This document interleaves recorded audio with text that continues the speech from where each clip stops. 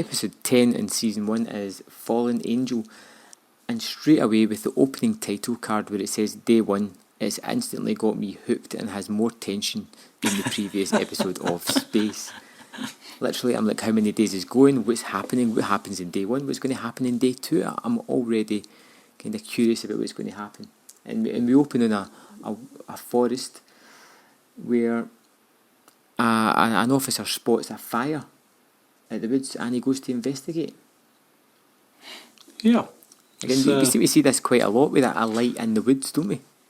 It's that Vancouver syndrome that a lot of US television series, particularly in the 90s, kind of suffered from. I mean, I'm not a fan of Stargate, but one of the reasons for that is that every planet they went to through a Stargate looked like a forest in Vancouver, and that's because it was shot in a forest in Vancouver.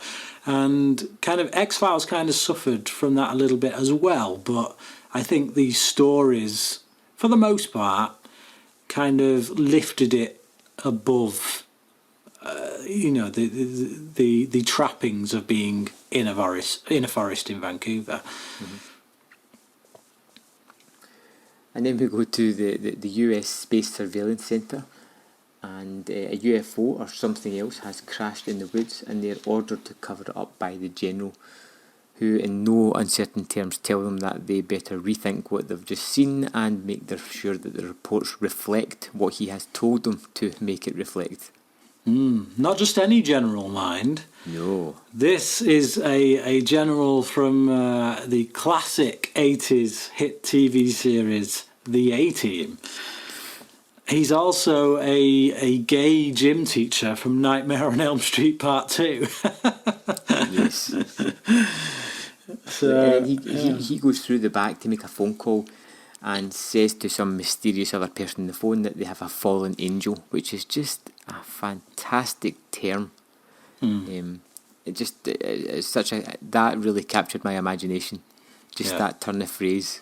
I'm thinking about Broken Arrow when the guy says, I'm not sure which scares me most, the fact that this has happened, or the fact that it happens enough that we have a term for it.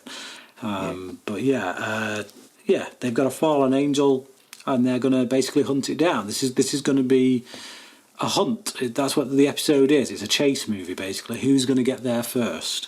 Is Mulder going to get his evidence, or are the military going to get to this alien first? So we jump back to the forest again. You've got the officer walking through. Something moves strangely behind him at a low angle. Then it runs up to the front of him. There's a bright white light, and we cut to the theme music. And again, it's a great opening. You're kind of hooked. You've got so much information at you straight away. I think structurally it is really very good. Some of the effects, though, not so much. I don't like the extremely low angle. I feel it's too low. Like even. Oh, but Brian, you love critters. It's just right. There's quite a few things in this episode that become part of the overall mythology of the show. So particularly with relation to the alien greys. So the grey aliens with the big black eyes, the large heads. We never see the alien in this. We see like a predator kind of invisibility cloak type thing, but we never get to see the alien. But as I say, there's so many elements that come into play throughout it that kind of become part of that the alien grey mythology later on in the series, that on reflection, kind of in retrospect, would lead you to believe that is indeed what this alien is. It's one of the alien greys. Now, if somebody wants to argue against that and say no, it's not, fair enough. We're never truly told, so you're free to make that distinction. I only make it simply because of we get the chip behind the ear that comes into play later in the whole Greys kind of storyline. We get the the burning thing, the bright light that burns the victims. That's part of the alien grey thing that comes in up in a big way. So and then we get the triangular ship, which again is the ship that we see countless times whenever the alien greys or the alien shapeshifter bounty hunters are involved in the story. Obviously, you know, if you come into this as a first timer, you won't know any of that, but that's only something you can see in retrospect. So basically a long-winded way of saying that if this is indeed an alien grey, it must be a child, because it's really small. Given the angle that they're coming from, I mean, the alien greys are quite small anyway. They're often the size of children, like young teenagers. But this looks like, well, you said it yourself, Critters. It looks like the height of something from Critters. So yeah, for me, I didn't like the angle that they got down, and I also didn't like the effect of when it was burning people. So when the light goes off and we get this kind of camera in the face, and we get this kind of weird fast movement of their faces as it's doing something to them, I felt it was dated. It may have worked in the 90s. I don't think it works now. But, you know, that being said, it doesn't spoil the structure, the writing. So from a writing standpoint, from a structure standpoint, it's got me hooked. It's good storytelling so far. Oh, definitely. So after the theme music and the intro sequence, we move straight on to a news report about a spilled toxic waste event that is happening, which is pretty much what we know is a cover-up for the fallen angel. And then we go on to see Deep Throat once again. Yeah, well, we see Mulder in a hotel. He's actually in a budget rest hotel. That's what it says on the title, a budget rest hotel. So yeah, he's doing it on the cheap. He's probably not on the FBI dime here. He's literally out on his own. And yeah, we kind of, as he's packing his bags, we see a flashback of a conversation between him and Deep Throat. Why this had to be done in flashback, I don't know, but I suppose it gets us there quicker. But yeah, so he's having this conversation with Deep Throat, and Deep Throat basically tells him that what is happening currently is Operation Falcon, which is being spearheaded by this guy called Colonel Calvin.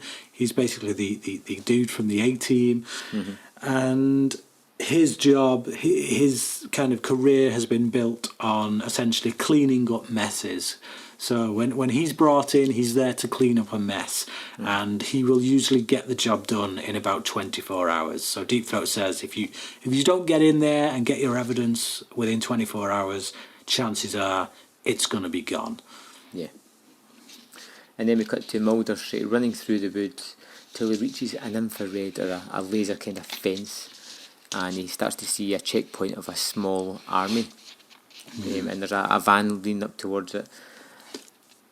And then the van pulls up inside the compound, and you hear the colonel again telling the guys that they're going to have live rounds. And they say, I thought it was an exercise. You know, you thought wrong.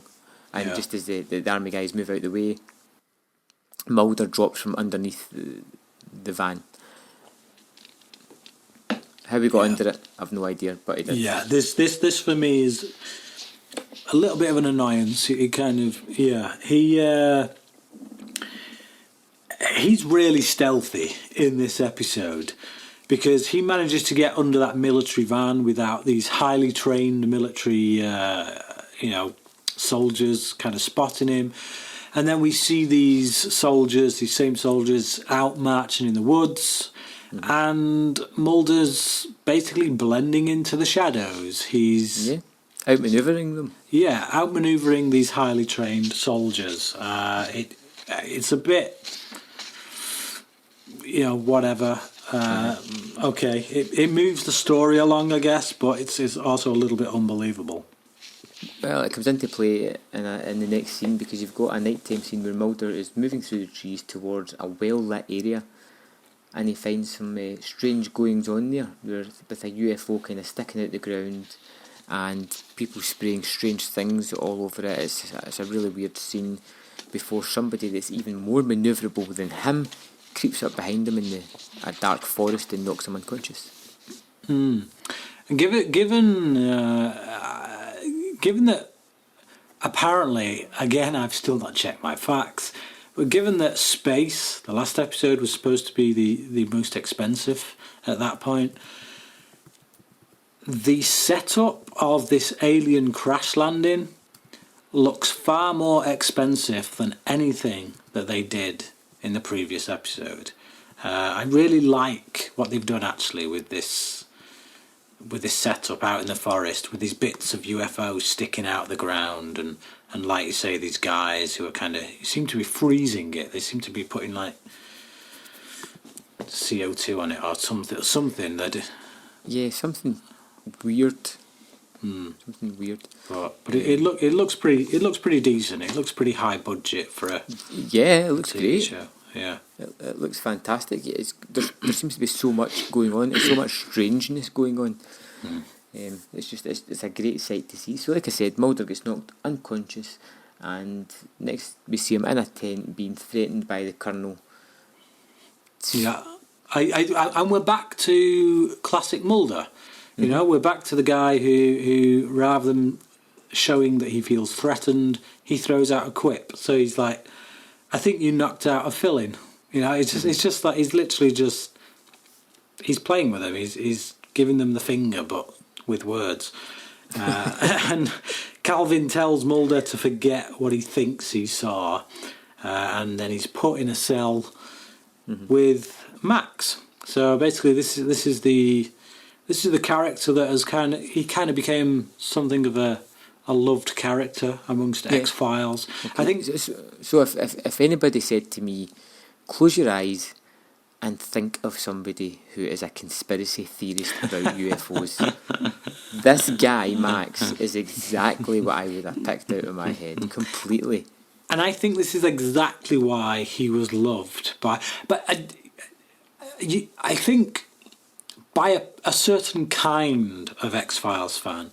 I think when obviously the X-Files started, it attracted a whole range of different viewers, but a large proportion of those viewers was your UFO nuts, you know, your conspiracy theorists, the people who, you know, finally there is a show that speaks our language, that kind of is trying to uncover the things we actually believe is real.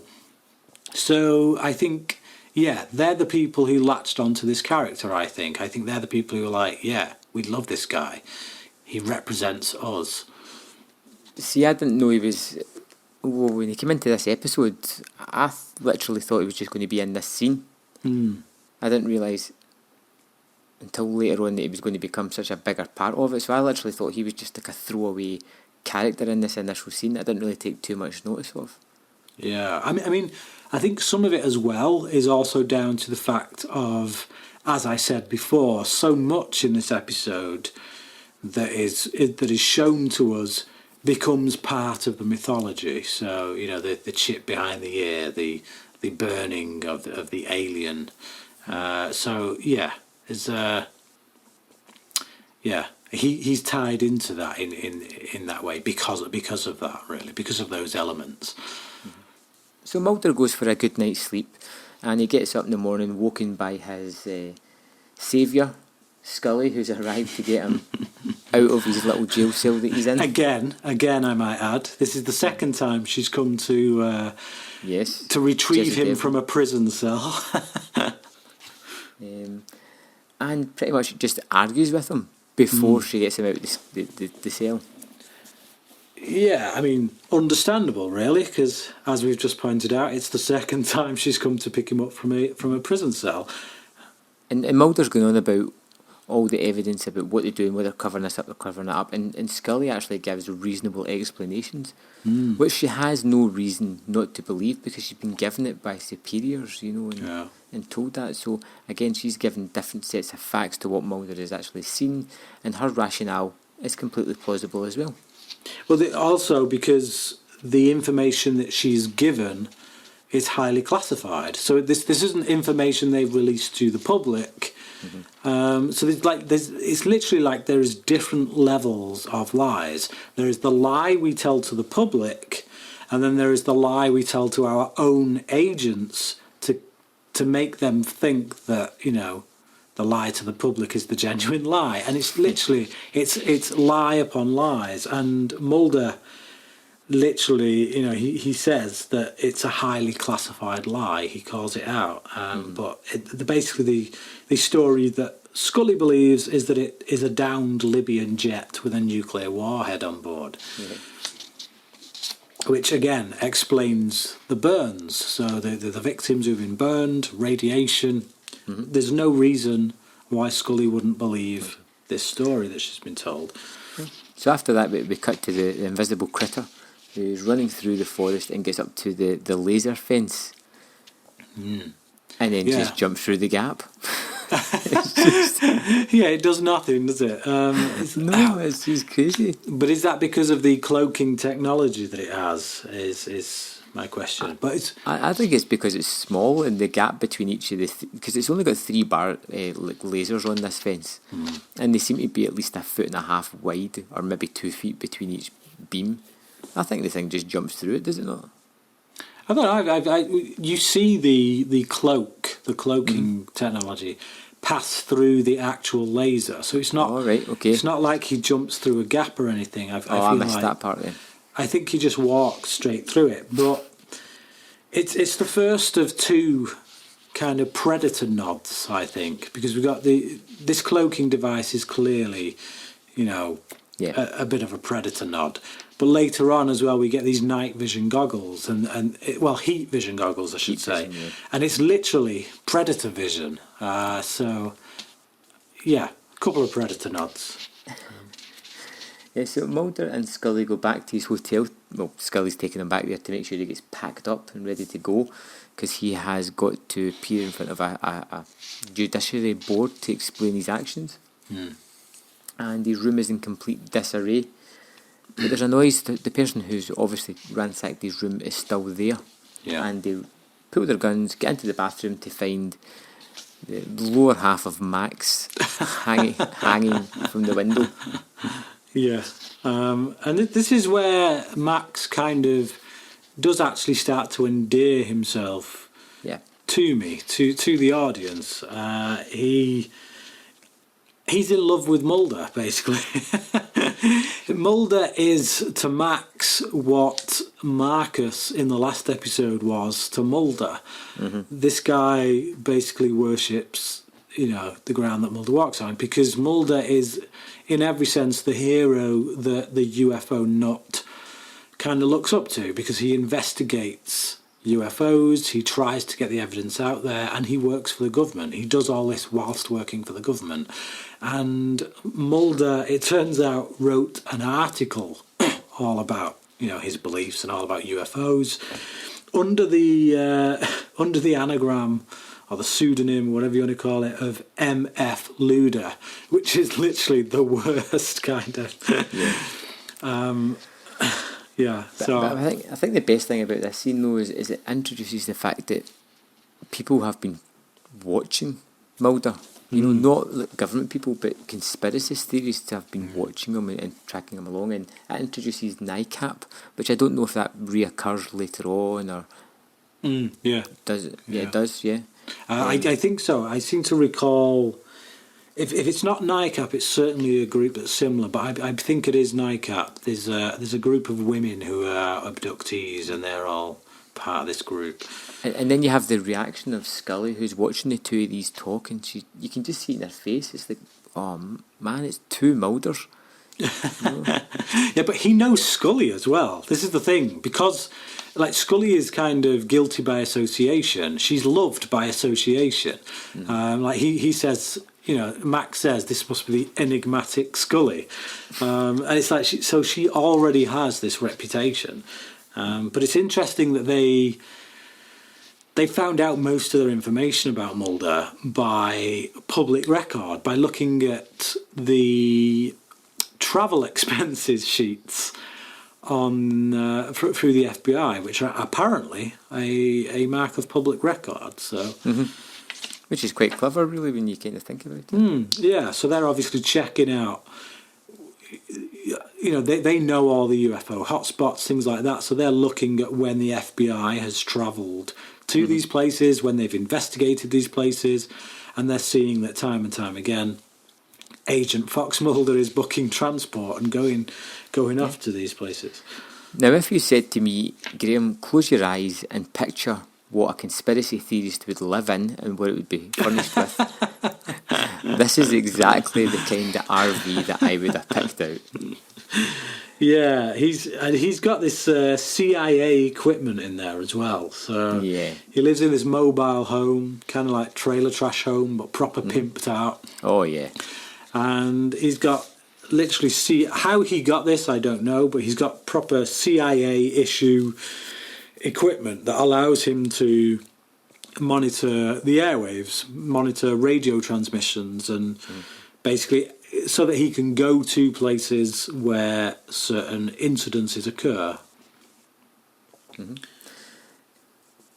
So he has a recording of the deputy that we saw in the intro, the first guy who got killed. He has the radio transmissions. He's recorded them, so he's got that. He also got the one that wasn't that we've not heard yet, in which the fire crew went out there to kind of check it out, and they all end up getting burnt. And then after that, we have a very quick scene with the Colonel, who just says the line, "No, sir, it will not get away, not this time."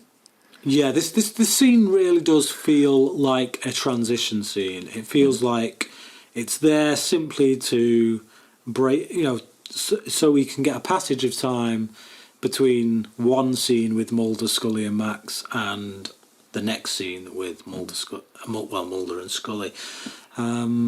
I don't really see a need for this scene to be here, to be honest. We know that he's hunting this thing. That's all we need to know. I think the fact of saying that no, sir, it will not get away this time, so it leads to the idea that they've been here before, or he's been chasing things like this before. Well, yeah, but we can that's implied anyway. We know these aliens have been here before. We've seen the UFOs in previous episodes. We've seen abductees in previous episodes, and we've already heard from Deep Throat that this guy is the one they hire to do the cleanup jobs. We can already infer from that he's done jobs just like this before, that he's tracked these aliens down before. I just see it as a really perfunctory scene. Don't need to be there. So then we've got a title card that says Day 2, so it's really racking up again, so the time scale that's going on here. And it's the evacuation unit, and they're speaking to the officer's widow, and she says that they won't release the body, and that she's been threatened. In fact, she opens up about being threatened just a bit too easily, in my book. Yeah, she does a bit. I guess that comes with sensing that these two people genuinely want to help her, but yeah, maybe she does a little bit too easily. Not as easily as the Doctor in the next scene or two. Yeah, I mean, like, first the lights go out, so we're in this shelter with obviously with the deputy guy's wife, and then the lights go out, and this is because the military on a search and destroy mission for this alien. It's quite close by. They've tracked it, and they've basically they've gone dark as they send in their men to essentially catch this thing. But they fail because this thing just basically burns them all to pieces. Yeah, and in that scene we get the soldiers getting burnt to pieces, and the sort of funny angles that it goes into, that kind of slow motion, the bright white light. Yeah, it is, that kind of stuff's not dated too well at all, and it looks you'd almost have been better pulling back and seeing the bright light just shining in the parking structure. Yeah. Would probably have been more effective than actually seeing Yeah, things definitely. Yeah. scuttering up. So Mulder you've and got- Scully talk to the Doctor at this point. Yes. So this is the Doctor who dealt with the deputy and the firemen, and he, as you say, he opens up very easily, but he's like fascists. he just suddenly goes into this rant. I hate fascists. They come in here, they just dictate us about, and so you get the sense that he's itching to tell someone. He's been told to shut up, but he just can't help himself because he hates fascists. But Scully does introduce again. She's asking him, could the burning be done by radiation? Try to strengthen her argument as well, which the Doctor says that it is a possibility. Yeah, but it kind of strengthens Mulder's argument at the same time, because Mulder says that it's ionised radiation, and he says that they've seen burns like this from ionised radiation, purportedly in previous UFO cases. I mean, we've seen it. We saw it in Conduit when the tree line got burned, and when the caravan, the roof of the caravan got burned. So, even now, this isn't something that's just been set up here. We've seen it already in a previous episode. So Mulder's saying UFOs, Scully's saying nuclear warhead. And then the soldiers, the badly burned bodies of the soldiers from the parking structure, arrive on gurneys almost as they're rushed into the hospital. Yeah, and this is where I finally decided at this point in the episode that I actually don't like the guy who plays Colonel Calvin. So the A-Team guy, I don't like his performance in this. He's kind of got a bit of a stick up his ass, and almost in every scene he walks and stands with his hands behind his back, almost like it comes across as how a child would think a military officer would be, and it's like, I don't know, it just feels like a very dated interpretation of this kind of top brass military guy. I noticed that in this scene as well, because I understand, like, when you're standing still holding your hands behind your back, that's a military thing. People do it generally anyway, but when you're walking, you use the momentum of your arms kind of help you to walk, but you actually see his body moves in a funny angle because his hands are behind his back. It's weird. It just looks strange. Mulder argues with the Colonel anyway over the wounded man, and the Doctor says that Scully has to stay as he needs the help. Yeah, I like this scene. I like when the Doctor stands up to the Colonel. I actually quite like this character, just as a side character. He makes a bit of an impact. From the moment when he calls out the fascists to the moment where he gets to stand up to the fascists. And I feel like, in many ways, it's Mulder and Scully that give him the strength to do that. Yeah, I feel like by having them there, it almost gives him the courage to be able to say, actually, you know what, I'm gonna say it, and I know these guys have kind of got my back because I know that they're investigating it from the right side of things, basically. So while Scully's busy with these injured men, Mulder goes to see Max, and he is having a fit. And when Mulder's trying to comfort him or make sure he doesn't damage himself in any way, shape or form, he notices the mark behind his ear. I like this scene with the fit, actually. It feels very believable. I don't know if you've ever seen someone having like an epileptic fit, and you have to kind of try and restrain them, but without doing them damage. The aim really is to stop their head from hitting the floor, kind of just try and put cushions under them and stuff. And it's just like Mulder grabs Max And you can see how helpless he feels. He's literally like, his whole body is shaking as he's trying to stop Max from shaking, and he can't stop him from having this fit. And there's almost this kind of panic on Mulder's face, like, what the hell do I do? All I can do is hold him. What do I do? And it goes on. The scene, it feels a bit prolonged, and I don't know. I liked that scene. I liked the way they portrayed that. The way they portrayed that epileptic fit. Like they gave it respect. I think often you see something like this in a TV show, and somebody has a few little twitches and then it's over. But this, you kind of got the sense of this. This is actually. You get the sense that the people who've made this have had experience with epilepsy. Mm-hmm.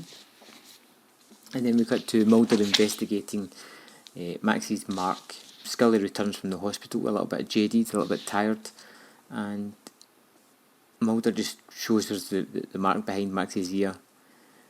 Scully just can't be bothered with this. She's tired, she's had a tough night. She says that Max is schizophrenic, but against her better wishes, because I think basically she can't be bothered arguing with Mulder. She agrees to look at Max if Mulder packs his stuff in preparation for leaving. Yeah. And then we cut right back to the Space Surveillance Centre, who are tracking another meteor, as the chirpy officer says. Someone is looking for Max inside his RV, some strange alien form, and his ear begins to bleed. Have I lost you, Brian? Sorry, sorry. I just had a note about. It's just you've gone past it, and I did want to touch on it. It was basically Scully. When Scully comes in, the only reason I think that she decides to take a look at Max, she agrees to take a look at Max, is that there's a line that Mulder drops, which is basically because Scully thinks he's a schizophrenic because of some medication that she saw on his counter. Yep. But Mulder says Max doesn't believe he was abducted by aliens. I do. Yeah. So it's like this isn't some schizophrenic guy who's going around saying, "Oh, I've seen aliens. I saw aliens." He doesn't say that at all. He gives no indication in his own mind that he feels like he's been abducted by aliens. It's Mulder. Mulder is the one who's looking at the evidence that he can see, and he's the one who believes that Max has been abducted by aliens. And it's because of that Scully says, Scully agrees to go along with it. So it's a very, very clear distinction there, I think. And then we cut to the space station, we cut to the Space Surveillance Centre, who are tracking yet again another meteor. Yeah, I love the way the two staff members, the two military guys, there's a woman and a guy. The woman in particular, I love the way she kind of uses the word meteor in inverted commas, and gives a cheeky smile, she keeps referring to this thing that is clearly not moving like a meteor. So it's yes, the meteor has suddenly decided to hover over such and such. So she has this kind of wry smile on her face when she says it. And then we cut straight into Max's RV. Something invisible is there, closing in on him, and his ear starts to bleed. Yeah. Very strange indeed. So we've got Mulder and Scully who decide to go and get Max, and he has vanished. But when they're in the RV, Mulder overhears on the radio that there's been report of a trespassing situation, and they storm off. Just before we move on as well, when the alien goes to Max, it appears to just go through the roof of the caravan. Which would also kind of, if it has the power to do that, it would suggest what was going on when it went through the lasers earlier. We said it went through those lasers and nothing happened. Now, I don't actually like seeing this. I don't like seeing this alien go apparently just straight through the roof, as if it can pass through solid objects. It's not something that's really ever touched on again later in the series. It's not like a thing that they've set up that they will come back to. So Yeah, it feels just a bit too convenient to me, just to get the alien in I there. think it's a misinterpreted scene because of the way it's filmed, because I don't actually think it is the alien itself. And the same reason, the basic reason I think that is because the alien gets him later on in the warehouse. Yeah. You know, and if the alien yeah. So I think it's a case of like they've homed in on him. They know where he is. Yeah, And I think that's it's a bit the way they film it is as if something drops through the roof and goes up on him. But I think they may just have tracked him. It's because they use the same techniques, so they film it in the same way that they filmed the alien. So it's quite confusing. That's just my personal take on it. I could be wrong, but I feel No, I as if think you're right. I think you're right, definitely. Mulder and Scully go to the RV. They discover that Max has vanished, and Mulder overhears a radio broadcast saying something about a trespass or something like that. Yeah, on military property, may I add. Yeah. What you can only assume it's military because, you know, they're saying he's trespassing. Either that or it's part of the area that the military have cordoned off since they've gone into the town. If that's the case, how the hell do Mulder and Scully get there before Colonel Calvin? Admittedly only a few minutes before, but... Well, not only that, Brian, the guys have got the it's a good part of the forest sort of like cordoned off because that's the area they're at. Yet when we cut to Max, he's at a pier next to the waterside. It just seems like that's not going to be right next to a forest. Yeah. And then he's staggering down this pier. It looks kind of dazed in that, and then two army guys appear. Yeah. Out of nowhere, and you're never really too sure what happens to these guys. You obviously see what happens to them, but you don't know how it's happened. Yeah, it's like... It's almost like Max is the one who's burnt them in the same way that this alien did. So either the alien has possessed him or is controlling him from some mothership somewhere and is filtering its own power through him, or Max was there and the alien turned up and took down those guys. I'm more inclined to go with that kind of explanation, to be honest. So Mulder and Scully turn up and see the bubbling mess of these two army guys, and they hear the screaming coming from inside the warehouse. Yeah. And well, Max is babbling about something hurting him, and then Colonel Badass arrives yet again. and Mulder says to Scully, "Go out there and delay him from coming in." In other words, go out there and stop the man and his army from coming in here. Scully, go out there so that you are conveniently not around when the thing we need to see to convince you of alien life forms just so happens to happen. Yeah, and even when that happened, I'm like, something's coming. Something good's coming here. Yeah, I mean, I literally wrote that Scully comes out and is arrested. Why the hell does she leave? Yeah. To convince Calvin? Like, why would she try to convince Calvin? They've met this man. They know they can't convince him. They know what he's like. Why does she go out? And more to the point, why would Mulder send her out alone? Yeah. Like, what? Are you kidding me? You're sending your partner out to this guy that you know is... But it's just... There's one little bit here that just...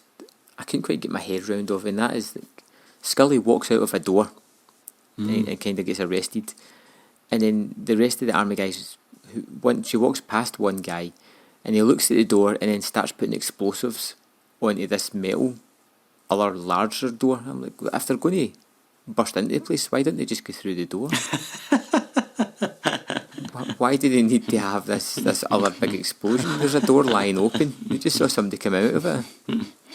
I don't know, just... Well, I guess if I'm going to defend that, I will say that it's because these guys know what they're dealing with. They've already had a ton of their own men put in the hospital. They're actually dead now. Scully said earlier on that only 2 of them made it, and it didn't look good for them either. So these guys aren't going to mess around. They're not just going to go in through a door and, let this thing do the same thing to them. So I think they want to cause a bit of mayhem just to knock this thing on its backside and then hopefully take it down quickly. So, I'll give it that. I will let that one pass, I think. And there's a wee sort of guy watching on a body heat camera or whatever you would call it, and he says that there's 3 bodies inside the warehouse. And then Max is scared, and the alien approaches and throws Mulder across the room and takes Max. And then we go to a striking image, a really good image, and it still holds up today. It's really good, and that is Max, illuminated in blue, hanging in the middle of this warehouse. Yeah. It looks great. It still looks great today. It's a really good abduction scene. Yeah. And you feel sorry for Max. He is a likable character, I think. We've seen characters like this, the stereotypical kind of nerds. Like we saw, what's his face, Seth Green. We saw Seth Green in an episode that was in Deep Throat actually, and I didn't like his character. I felt it was too on the nose. I felt very cliche. And Max essentially lives up to all those cliches, even more so. Yet for some reason he's just more likable, and I think that is down to the performance. And then we cut back outside to the guy who's watching on this body heat camera and says that there's only 1 person in the warehouse now, and that's when the army explodes some stuff, burst in, and Mulder says that they're gone. And that's the last we see of Max for a good few seasons. Yeah. And then we cut to a hearing, and it's pretty much a whitewash. You can tell that straight away. And Scully's trying to help, but she's basically just dismissed out of hand. Yeah. Like she literally asks for permission to speak freely, and the guy just denies it. He's just like, no, get out. And then she just has a passing word with Mulder, who's just casually reading a paper. And he's kind of resigned to losing the X-Files. He says to her, out there, he's like, oh, well, it's been a good run. I didn't think I'd get as long as I did with it. Yeah. And then he goes inside and he vehemently fights his corner. Even though he knows he's getting bullied and harassed and harangued, he goes for it 110%. Yeah, it's a really good scene. Yeah, so Mulder, he gives a really nice speech, I think. And he has this line where he says, no government agency has jurisdiction over the truth, and it's a real bold statement, a really good kind of call to arms. I think reminds me a little bit of V in V for Vendetta. It's the kind of thing he would say.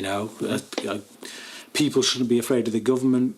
Government should be afraid of their people. It has that kind of ring to it, and I like this scene. I like that Mulder stands up for himself. As far as he's concerned, that's it. He's over, but he's going to go down with a few words. Yeah, and then you have the boorish guy who is in charge of this investigation doing his best angry walk as he struts through the building out into the...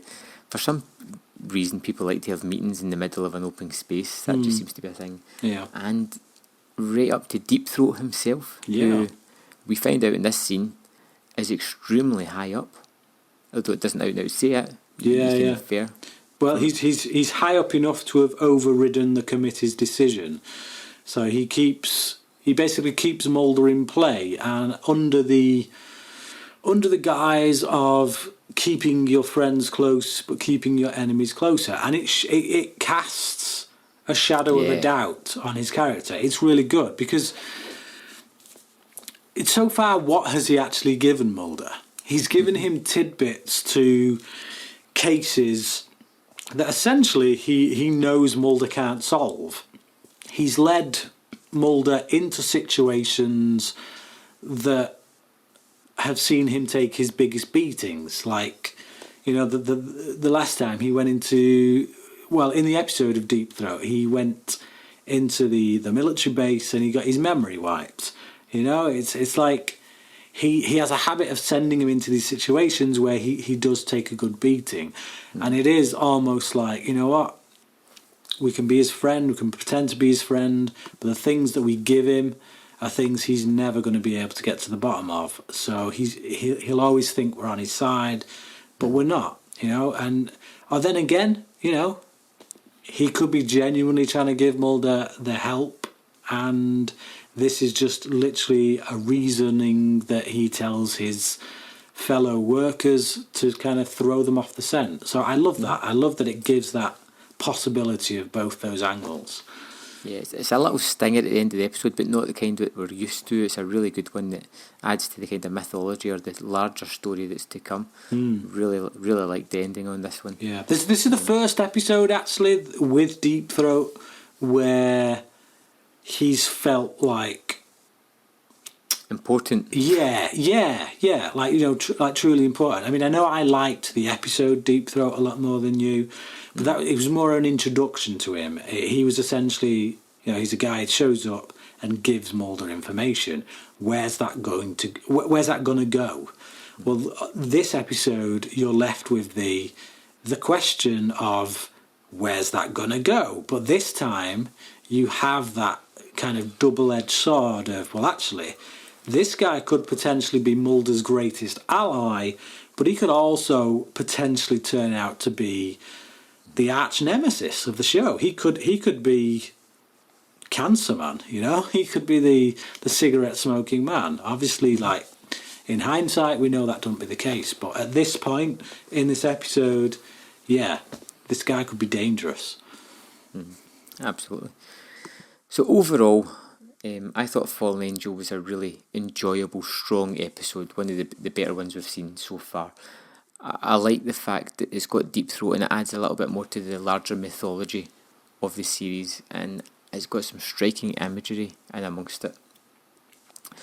I like the sort of arguments between Mulder and Scully. I always feel it's at their best when they're having semi-reasonable arguments. They're both from each other's viewpoints. There's some things that I don't think work, like sending Scully out.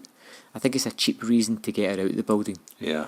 At the end, and it doesn't work completely.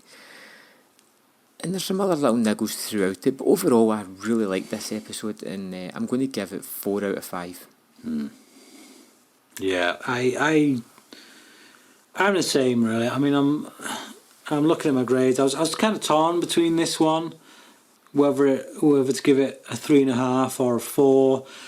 And I just mentioned the episode Deep Throat, and I'm looking at my scores here. I gave Deep Throat a 4, and I think I have to ask myself, which episode do I prefer out of the two?